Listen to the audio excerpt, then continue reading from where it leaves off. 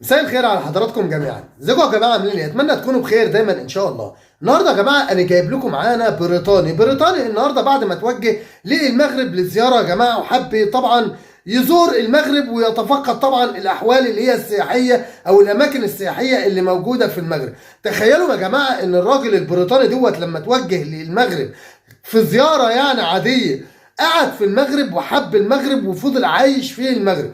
تعالوا نشوف يا جماعه ازاي البريطاني ده القصه بدات معاه ازاي، وفضل قاعد في المغرب ازاي، وكانوا اهل المغرب بيتعاملوا معاه ازاي بالطريقه ديت علشان يحب المغرب لدرجه ان هو يتخلى عن بلده وعن بيوته وارضه وعائلته ويقعد في المغرب.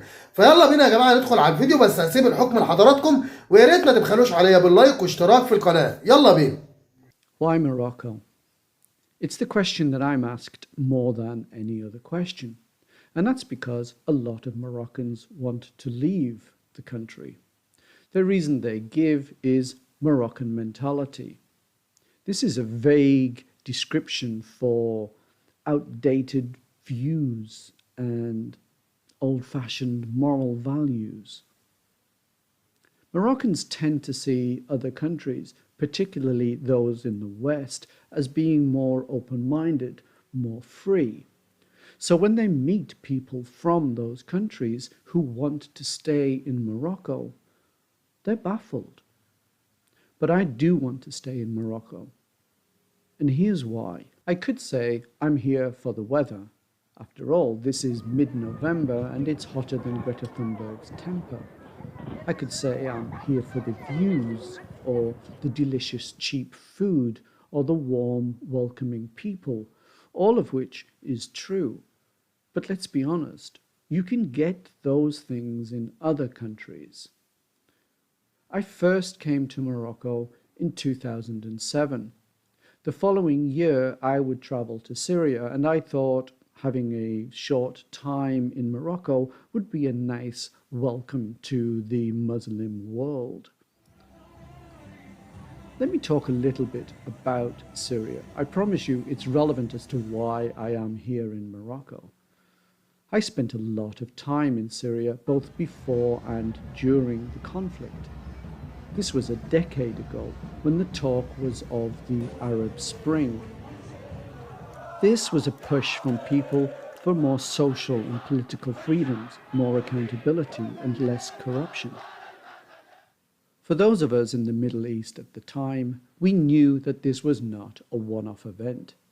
We knew that this was the beginning of the process of change, a process that is still going on in the Middle East and in North Africa. 10 years ago, we had the Facebook generation. And indeed, this beginning process of change was referred to as the Facebook Revolution. And in some ways, that was much more accurate than the Arab Spring. People were using this emerging social media platform to gather together, not just as people, but as a group of ideas and demands. 10 years on, we have the Netflix generation. Now, people don't protest for change. They behave as if they already have it. And in some ways, in many ways, they're right. A lot has changed since I first came here in 2007. People are more free than they were. طبعا يا جماعه زي ما كلنا سامعين ان هو قد ايه بيعشق المغرب وبيحب العادات والتقاليد اللي موجوده في البلد طبعا، وبيحب الاجواء الرمضانيه اللي موجوده في شوارع المغرب، لان المغرب طبعا بلد متفتحه وبلد متحضره، وكل واحد طبعا على حريته لغايه حدود معينه، لكن هو عشق المغرب لطريقه ان هو قعد في المغرب. علشان كده يا جماعه هو بيكشف لنا وبيوضح لنا اسباب مش معنى المغرب الدولة العربية اللي فضل ان هو يعيش فيها. فخلونا نكمل مع بعض يا جماعة الفيديو، وهسيب الحكم لحضراتكم. يلا بينا. Are much more able to develop and to learn things from themselves without having to rely on other people in power to tell them what to think and what to know. And that's a good thing. And the government itself is part of that change. It is much more open to new ideas and more sensitive to different points of view. And it's also investing greatly in the country. Morocco is changing physically as much as it is mentally and emotionally. For some, that change is not happening quick enough, and that's understandable. For others, the change is happening too quickly, and that also is understandable. We view change from our own perspective. But what is certain is that change is happening. The Facebook generation laid the foundation of change for the Netflix generation. Now people are opening up opportunities for the next generation to create change.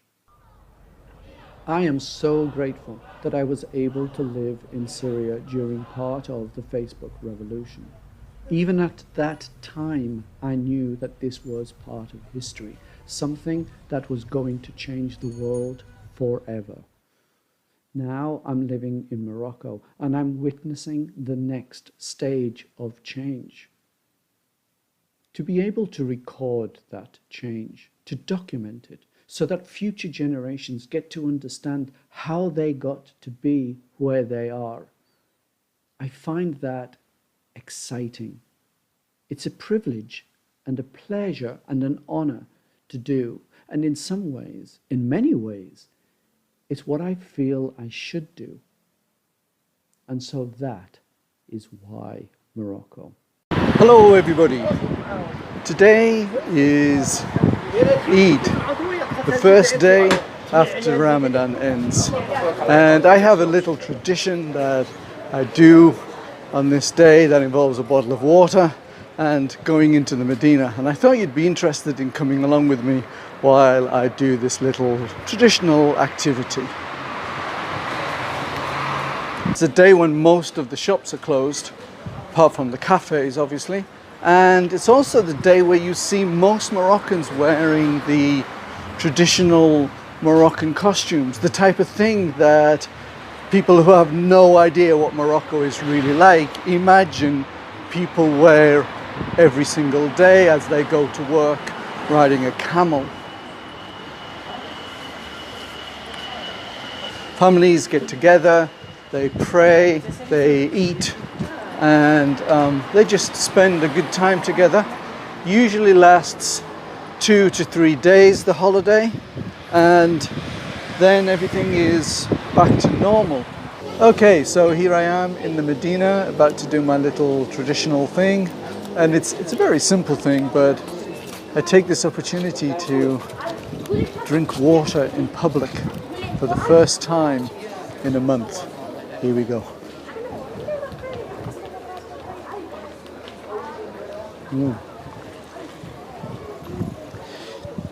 It's official. Normality has returned. Actually, as a foreigner, as an expat, I'm perfectly entitled to drink during Ramadan outside.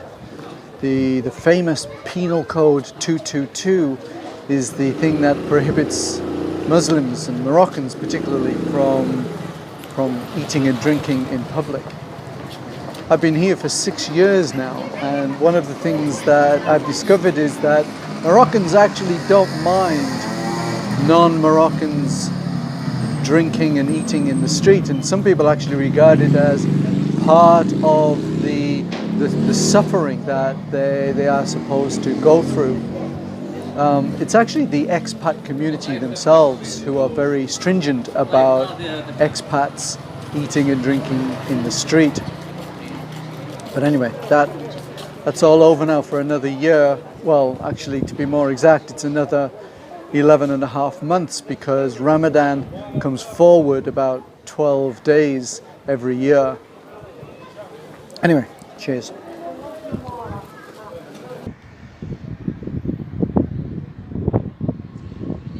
So I thought I'd take this moment to share with you some of my thoughts and feelings about Ramadan, and also some of my observations having been here for the last 6 years.